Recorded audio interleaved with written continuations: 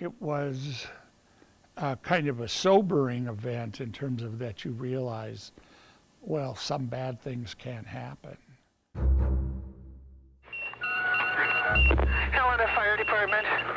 There's a train collision on Benton Avenue, or a train blew up or something on Benton Avenue. How long ago did you hear it? Just now. All of a sudden, there was this huge bang. Thinking, wow, what was that? That was something big. Could have been extremely dangerous, we just didn't think about it. There are some materials on there that are hazardous. Pull everybody back if you can, especially if it's on fire. Okay, we had a railroad car explode down here, possible toxic. Got orders to evacuate everyone for a half a mile. 30 years ago this weekend, people across Helena were jolted awake by a massive explosion. The blast was triggered when a train derailed near the Benton Avenue crossing. Windows at Carroll College were blown out, half of the city without power, and pieces of metal weighing hundreds of pounds were sent flying through the air. Over the next half hour, you'll hear from the first responders who raced to the scene, a survivor who worked for the railroad, and members of the community left cleaning up. The 1989 Helena train explosion was, by all accounts, the largest disaster in Helena of the modern era. First responders, just like many Helena residents, were jolted from their warm beds on that frigid February morning, not knowing what had happened. Despite the fact that information was hard to come by initially, those responders headed out the door, whether they were on shift or not. I was awakened by an explosion. First I checked to see if we had any holes in the wall, then I turned the radio on. I got up and looked out the window and I saw a fireball down towards Carroll College area, and all the power went out in the house. And I turned to my wife and I said, I think I'm going to work. Stations 1 and 2, I'm paging on your main channel with no response. So I kind of look around and it's dark throughout the valley. I can't see anything anywhere. Can you please respond to Benton Avenue near Carroll College railroad tracks? We've had some kind of an explosion. We do not know exactly what the problem is at this time. It wasn't too long after that I received a call from the dispatch center telling me that a train had exploded at the Benton crossing by Carroll College, and they believe that hazardous materials were aboard. It's a moment still fresh in the minds of the emergency workers called to respond February 2nd, 1989. Current Helena Police Chief Troy McGee was then a sergeant. Current Lewis and Clark County Sheriff Leo Dutton, an EMT. J.R. Foyt and Steve Larson were firefighters. And Paul Spengler was Lewis and Clark County's Disaster and Emergency Services Coordinator. Spengler's first order of business that day was opening an emergency operations center to gather and disseminate information. I pumped out press releases. This is the old days with typewriters, I recall, and I had messengers in the Emergency Operations Center to hand carry them to the radio stations. For the others, they discovered their purpose when they arrived on the scene. Dutton was directing Carroll students to safety. At that time, at that moment, I remember watching them come across there and looking in my face for hope, looking in my face that, is it okay? Just trying to keep people out of the area, trying to ascertain what was in the rail cars. Did we need to evacuate people? What streets did we need to block off? The scene was chaotic, complicated by a number of factors. So the main station had no power, it had no heat, temperatures dropping in that building as well as other buildings. Also, we were starting to receive calls from dispatch from other instances that were starting to happen around the city. Much of those other calls were residents concerned about the combination of the frigid cold and lack of power, conditions that only added to what first responders were battling. At those temperatures, our masks were just frozen solid. The exhalation valves were frozen. I thought I'd dress for the weather, but it was very difficult to dress for that weather. Responders made sure that no residents were harmed, and miraculously, there were no serious injuries. Other than minor scrapes and bruises, I think that the students were going through, probably if you talk to them now, what would be the mental part, and we didn't even consider that back then. There was a lot of stuff going on, a lot of moving parts and metal flying over buildings and going through buildings, and nobody got hurt. Nobody got killed. It's simply amazing. Those we interviewed say there is one common theme that stands out in reflecting on that day 30 years ago. I mean, you get a big emergency like that, and the citizens work together, the fire department works, and the police department works, and the sheriff's office, and there's so many people out there that come together. You know, it could have been extremely dangerous, we just didn't think about it. We were trained to respond, trained to evaluate other people, not us. Severe cold, some poor decisions, and a lack of management are what investigators believe led to that runaway train. Following the crash and explosion, authorities interviewed countless witnesses, crew members, and emergency personnel to piece it all together. MTN's Jacob FUHRER tells us the final report and recommendations by the National Transportation Safety Board paint a detailed picture of the events of that day. Train 121 left Laurel, Montana, destined for Spokane, but it never made it. That morning on February 2nd, 1989 was bitter cold, much colder than when engineers and operators of the train left their home base of Missoula 2 days earlier. It was so dangerous in Montana and North Dakota that the governors of those two states closed all public schools until further notice. NBC's Roger O'Neill reports tonight.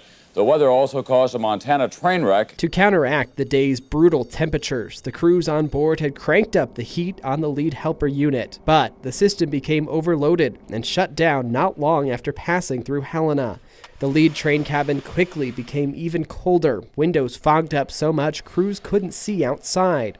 The decisions made after that power failure are what set the stage for disaster. Crews decided to make a stop here near Austin, about 11 miles outside of Helena.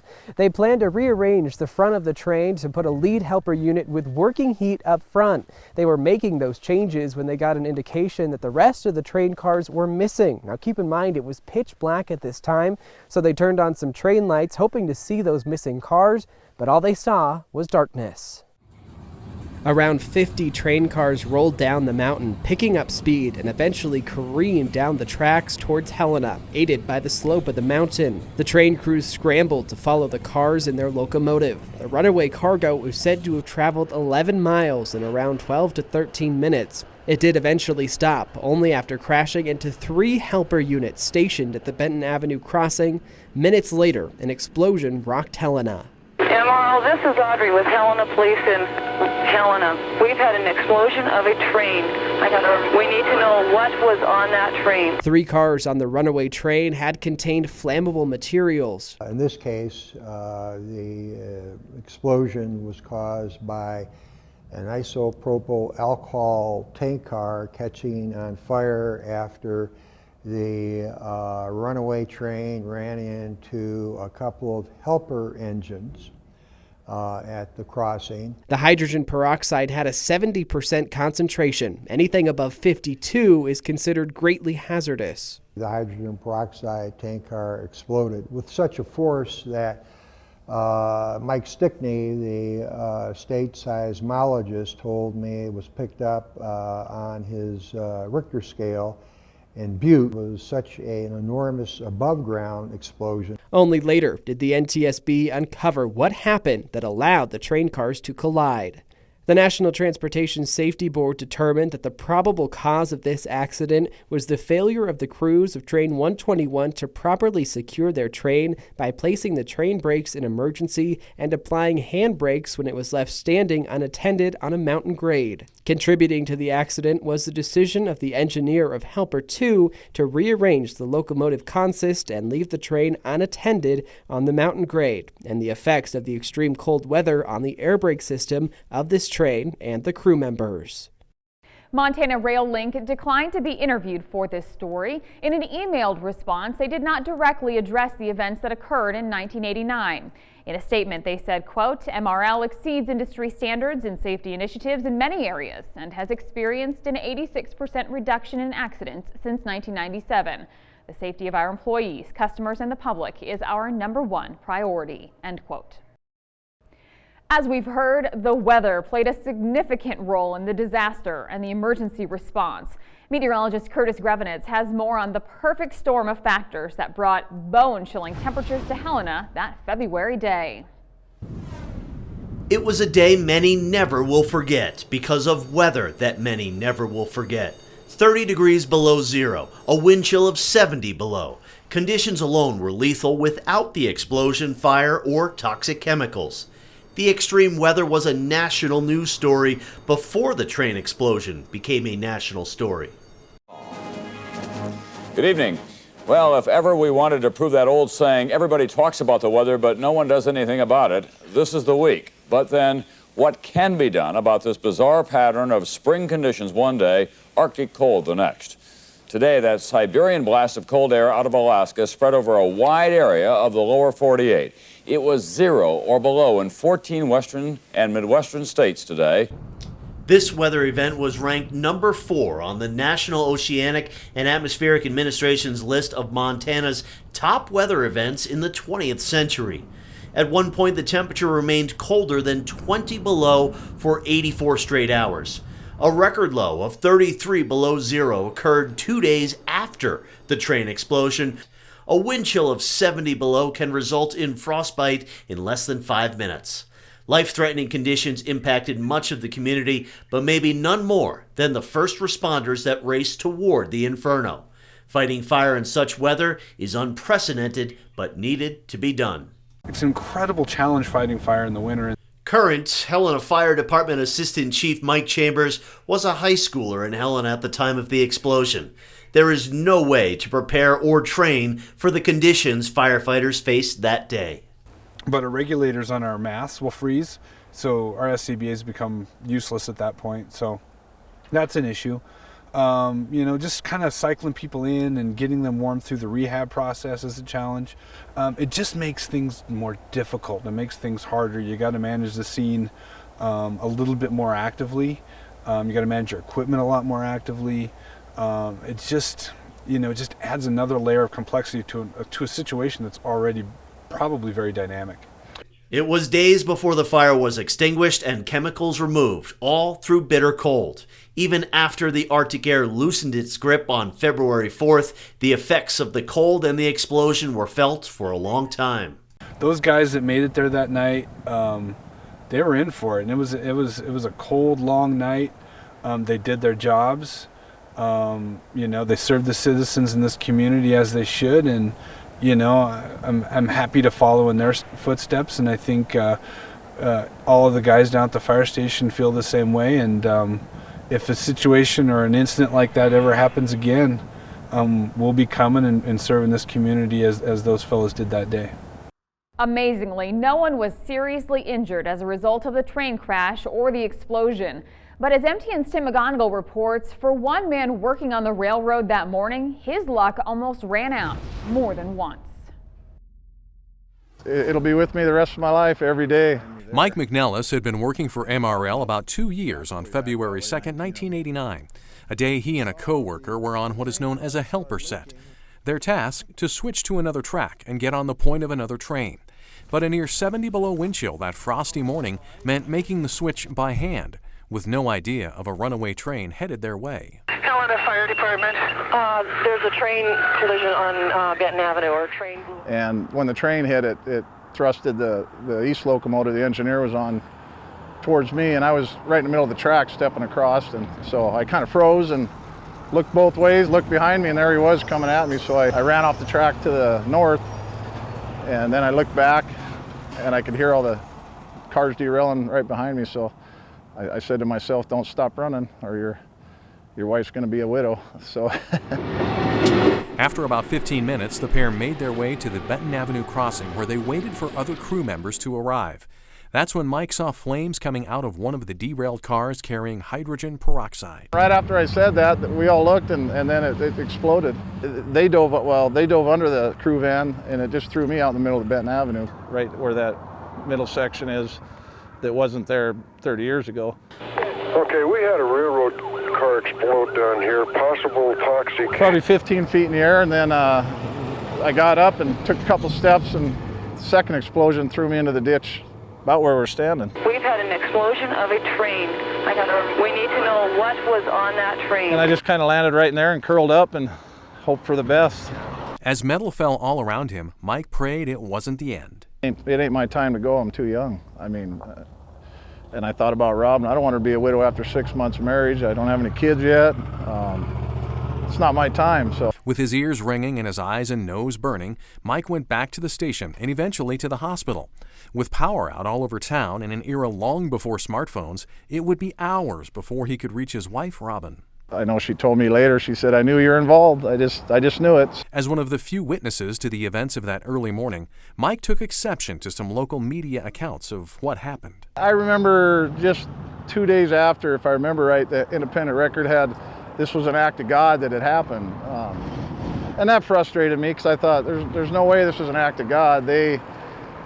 I'm not here to bash anybody with the railroad that worked there at the time or anything, but things weren't done right up on the, in Austin with their train that came down and hit us. They said we were moving and we knew it was coming. We didn't know.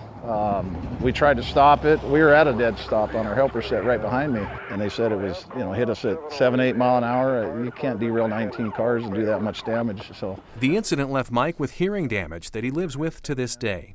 He would work for the railroad until 1996, and over time would let go of any ill feelings against the company. Then I had two daughters, and I thought, you know what? I'm still here. I got a family now. I can't dwell on it anymore. But the events of that morning are never far from his mind. I drive this Benton Avenue many times, and it always brings it back. Carroll College felt the brunt of the blast that morning. The train exploded just a few blocks away, blowing out windows and showering campus with debris. MTN's Andy Curtis tells us how the blast and the community's outpouring of support are still fresh in the minds of many who were at Carroll that day. It was kind of like a war zone. I still think about the explosion and that day, and I still celebrate the miracle of that nobody got hurt. Much like the rest of the city, the students, faculty, and staff of Carroll College awoke in the dark to confusion, panic, and rumors, trying to make sense of what had just rocked campus. The original blast set off this chain reaction where then the transformers at the northwest hub there on the gulch as it turns into Cedar exploded, and so I was looking right over at it. So at that point I had no idea what was going on. People were coming out of their dorm rooms and into the hall and trying to figure out what was going on. And so at that point we thought that maybe the boiler on this building, St. Charles building, blew up. Even with no clear answers on what the chaos was, everyone jumped into action, almost out of instinct, with no protocol for a situation like this. Immediately, people started to come to my room to ask, especially in those days we called them RA, resident assistants. They're community assistants now. But they came down, and I was able to call down to Quad to the community resident director down there, Francie O'Reilly, and she said everything had exploded. Next thing happened is Ed Noonan and the CAs came up on our floor and told us that we were going to have to evacuate. There was another explosion that took place after the initial explosion, and we couldn't figure out what was going on. But we knew that it was serious. And he wasn't wrong. Many of the buildings around campus suffered severe damage, including Guadalupe Hall here behind me, which took the full force of the blast, knocking out windows, knocking out power, and making the hall unlivable. Because of that and some of the extensive damage to the rest of the buildings on campus, students and faculty were then bused to various areas around town, like the Civic Center and the Armory. But those buildings didn't stay full for too long. Kind of an amazing part of the experience, Helenans just showed up at the Armory and said, what do you need, or can we take somebody home? And so by noon that day, everybody was somewhere. The Armory by then had been cleared out. Everybody seemed like they were okay. We started hearing stories from the girls that were there about what happened in Guad. And we were like, oh my gosh, we're just so shocked that, you know, everybody got out of there, and as far as we knew, everybody was okay. And then as we were at the Civic Center, people were starting to show up from the community who were either like a student had babysitted for, or were connected through sports or whatever, and students were being taken to community homes. Housing for the displaced Saints wasn't the only way Carol found help. As former boiler engineer Butch Biskubiak quickly found out, businesses jumped at the chance to help lend a hand. My day that time, I worked 47 hours straight. We were going from building to buildings. We had people from the city. I mean, if I'm not mistaken, UBC back then showed up with a huge truckload of plywood and just dumped it behind Guad for us to board up, start boarding up windows and stuff like that.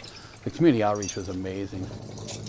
What was even more amazing was the fact that even with the widespread destruction, there were no injuries, but instead a strengthened bond between the school and the community. We know that the Helena community will always be there for us, and Carroll College will always be there for the Helena community. And so that's really something that I still celebrate to this day.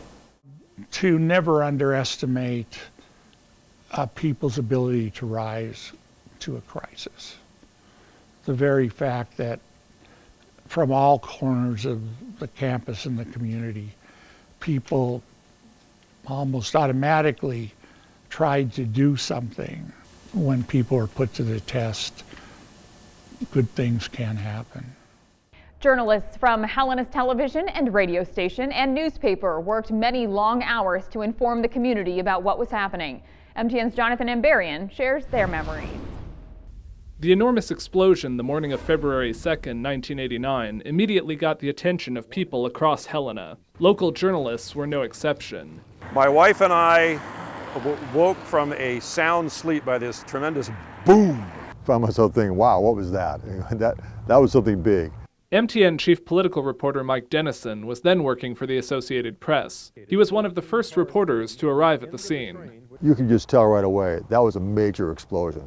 He remembers walking out into the field where Carroll College's Nelson Stadium now stands and finding chunks of black metal thrown by the blast. But I've been out there maybe 5 minutes, 10 minutes tops, and just thought, I gotta get out of here. I can't be here. It's just too cold.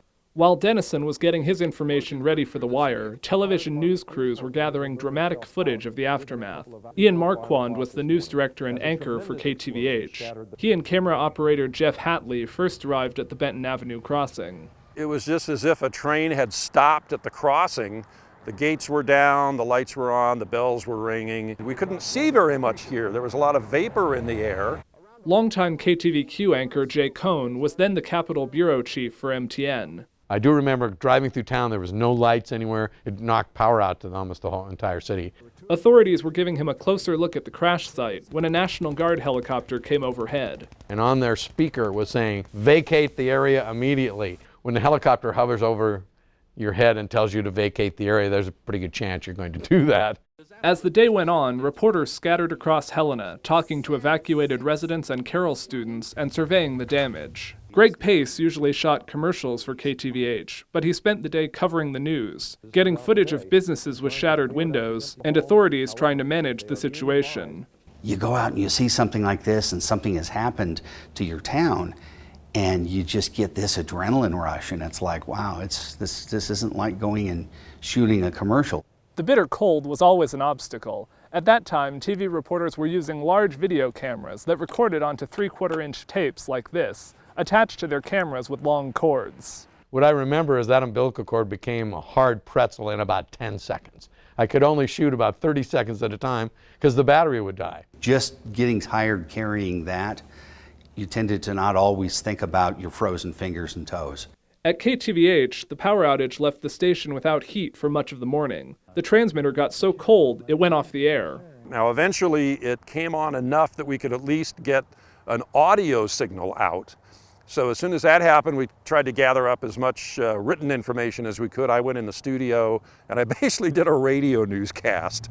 Throughout the day, reporters expected to hear news of deaths or major injuries. But to their surprise, no one had been seriously hurt. Whenever people recall it, I think that they do kind of do so with kind of a smile of wonder or amazement on their faces, just going, God, we just can't believe it, how this happened.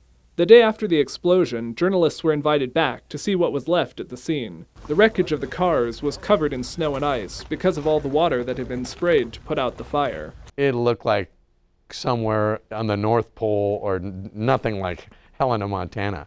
Amid the hard news of those days, there were also stories of the Helena community coming together and neighbors helping neighbors. Helena takes care of its own. They really do. You know, this is a place that you care for each other. And that's what happened here. In the minutes and hours after the blast, there was a lot of uncertainty for members of the community living or working on Helena's west side. Here's what some of them recall from that day in their own words. Among the areas sustaining damage were the Lundy Center and Euclid Avenue. And, I don't know, $10,000, $15,000 worth of damage.